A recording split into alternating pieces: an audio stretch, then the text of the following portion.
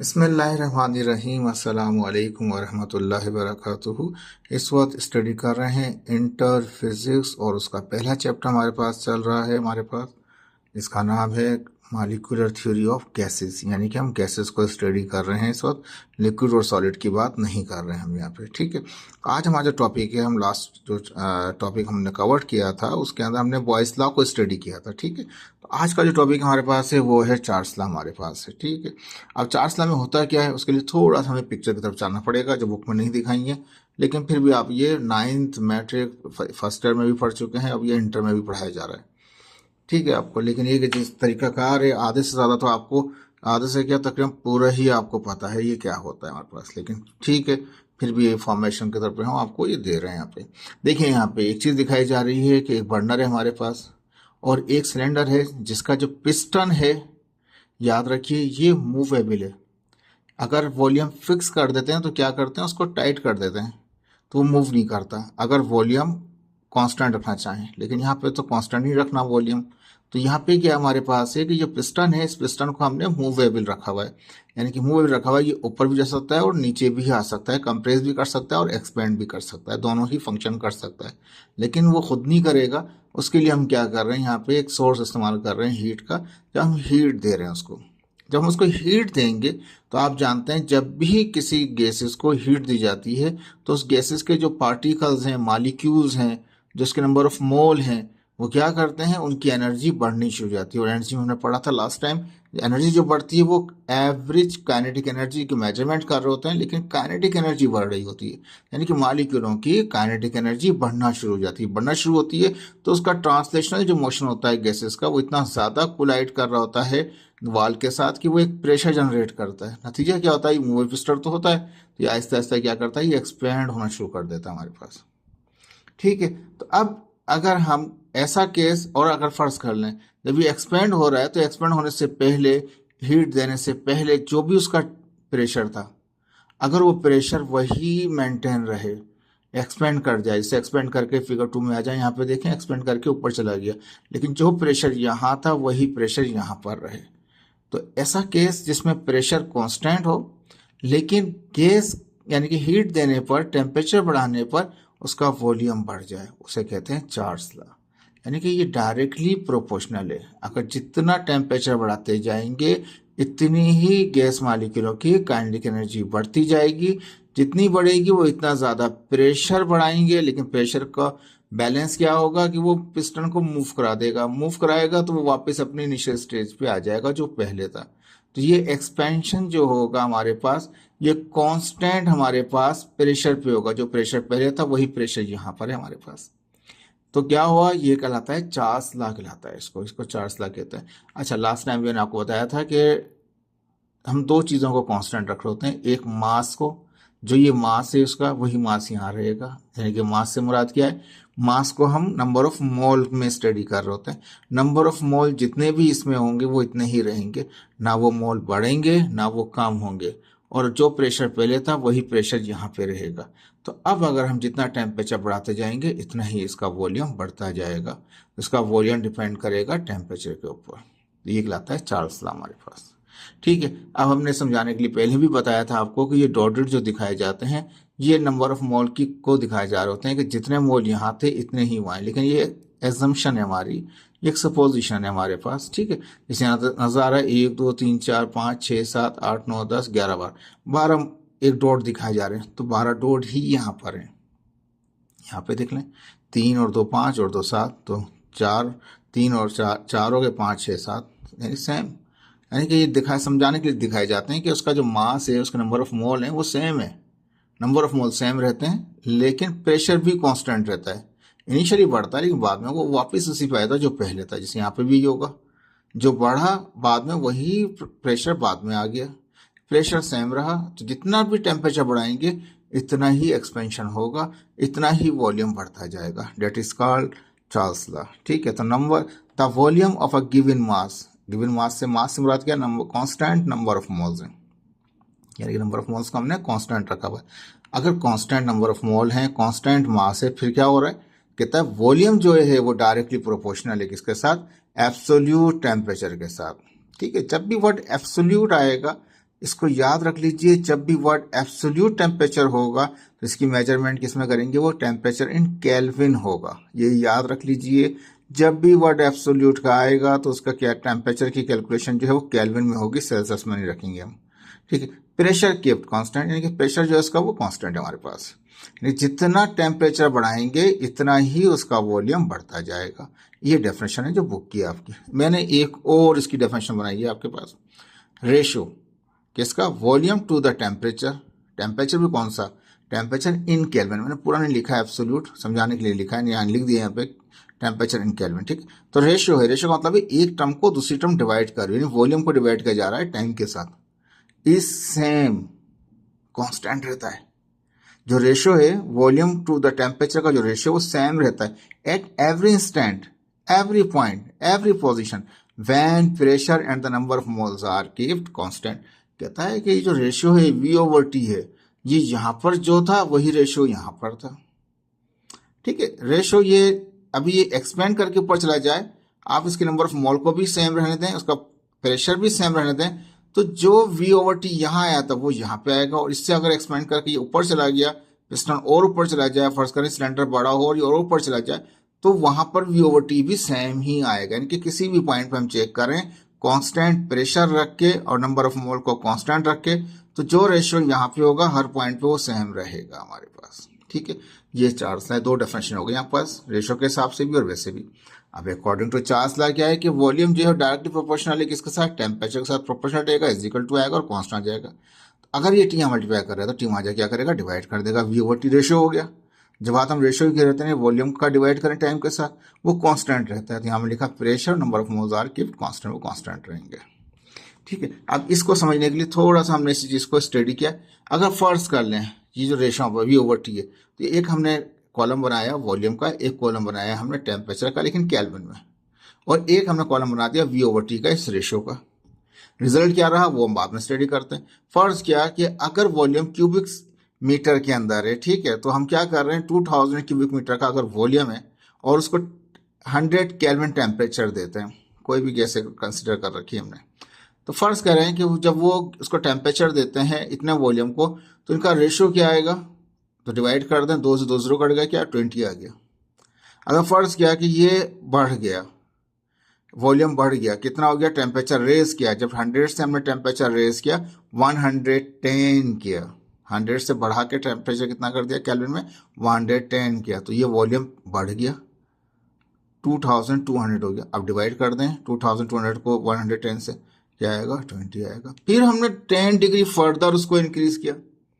ठीक है, 10 डिग्री और 10 डिग्री और इसको फर्दर इंक्रीज किया, नतीजा क्या हुआ, तो वो 10 से 120 हो गया, तो ये प्रेशर कितना हो गया, 2400 हो गया। डिवाइड कर दें दोबारा 20, यानी कि ये कांस्टेंट रहेगा किसी भी स्टेज पे देख लें, लेकिन शर्त क्या है, वहां पे आप नंबर ऑफ मोल और प्रेशर को कांस्टेंट रखें। रिजल्ट क्या है, कांस्टेंट है, कहीं पे भी स्टेज पे देखें वो कांस्टेंट मिलेगा। यही आप बॉयल्स लॉ में भी चार्ट बना सकते हैं, वहां पे भी बनेगा इस तरह से। ठीक है, अब एक्सप्लेनेशन तरफ चलते हैं। अब यहाँ पे हमने देखा, कंसीडर कर लिया सिलेंडर है, इनिशियल जो उसका वॉल्यूम है V1 है, इनिशियल टेम्परेचर T1 है उसका। ठीक है, एक मिनट जरा रुकिएगा। ठीक है जी, अब दोबारा आते हैं इसी चीज़ के ऊपर। हमने यहाँ पे कहा कि थोड़ा सा इसमें मॉडिफिकेशन कर दिया, इसका टेम्परेचर जो था, जो हमारे पास T1 था उसका टेम्परेचर T2 था, और जाहिर बात है इसका वॉल्यूम V1 है, उसका वॉल्यूम V2 है, तो रेशियो क्या होगा, V1/T1, और यहाँ को देगा V2/T2। अब यहाँ पे हम वही चीज़ को एक्सप्लेन कर रहे हैं। कंसिडर सिलेंडर, एक सिलेंडर हमारे पास है, हैविंग इनिशियल वॉल्यूम V1, उसका पहले वॉल्यूम क्या था, V1 था, जैसे यहाँ नजर आ रहा है। Initial temperature T1, initial temperature T1 था हमारे पास। When increase the temperature to T2, जब उसका टेम्परेचर बढ़ा दें T1 से T2 कर दें, तो क्या होगा, वॉल्यूम भी इंक्रीज टू V2, वॉल्यूम कितना हो जाएगा, वो V2 हो जाएगा उसका वॉल्यूम। ड्यूरिंग दिस प्रोसेस में क्या होगा, pressure and number of mole की कांस्टेंट रहेंगे in both the position above graph and figure में देख सकते हैं उसको। अब यहाँ पे हमने दिखा दिया इसको, ये क्या किया ना, V1/T1, इसका इनिशियल यानी कि स्टेट थी, V2/T2 थी। तो यहाँ लिखा कि इनिशियल स्टेट के अंदर क्या हुआ, V1/T1 जो कि कांस्टेंट है, फाइनल पोजीशन क्या हो गई उसकी, V2/T2 हो गया। दोनों ही कांस्टेंट अगर आपस में बराबर हैं, राइट साइड आपस में बराबर, तो लेफ्ट साइड भी आपस में बराबर होगी, तो V1/T1 बराबर होगा V2/T2 के। ठीक है, तो वो कांस्टेंट रहेगा। ये भी एक एक्सपेरिमेंट आपके पास हो गया कि किस तरह कांस्टेंट रहेगा। अब चलते हैं ग्राफ पे। देखिए ग्राफ मुश्किल नहीं है, इससे पहले भी आपने लेक्चर देखा है हमारा, उसमें भी समझाया है हमने। तो चार्ल्स लॉ ग्राफ के यहाँ पर से according to volume and temperature graph, volume temperature graph में क्या किया हमने, जो हॉरिजेंटल था एक्स एक्सिस था, एक्स एक्सिस को हमने फर्ज कर लिया वो टेम्परेचर है, और जो वर्टिकल एक्सिस है वाई एक्सिस है उसको हमने फर्ज कर लिया कि वो हमारे पास वॉल्यूम है।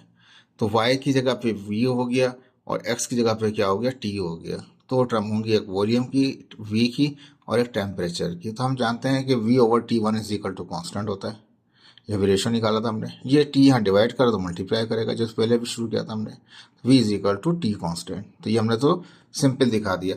अब हम इसको लेके जाएंगे एक स्ट्रेट लाइन की इक्वेशन के अंदर, y is equal to m x. एक स्ट्रेट लाइन की इक्वेशन क्या होती है, वो जो स्लोप वाली जिसमें टिल्ड भी होता है, बिल्कुल सीधा ऐसा नहीं कि एक स्ट्रेट लाइन तो ये भी होती है जो पैरेलल हो जाती है, एक स्ट्रेट ये भी होती है जो पैरेलल हो जाती है वाई एक्सिस के साथ, एक एक्सिस के साथ होती है। एक टिल्ड लाइन एक स्लोप है, तो स्लोप लाइन का इक्वेशन का फॉर्मूला क्या होता है, y is equal to m x.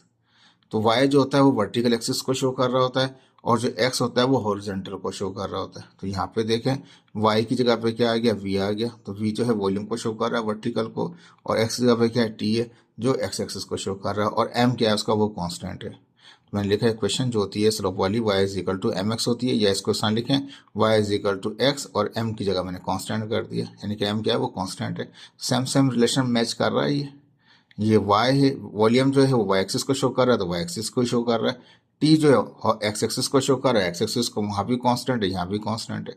तो मींस इसका मतलब ये हुआ graph with a straight line, graph जो होगा वो स्ट्रेट लाइन होगा, but it does not pass through the origin. कहता है ये ऐसी लाइन नहीं होगी जो ओरिजिन से गुजर जाए, वो नहीं होगी।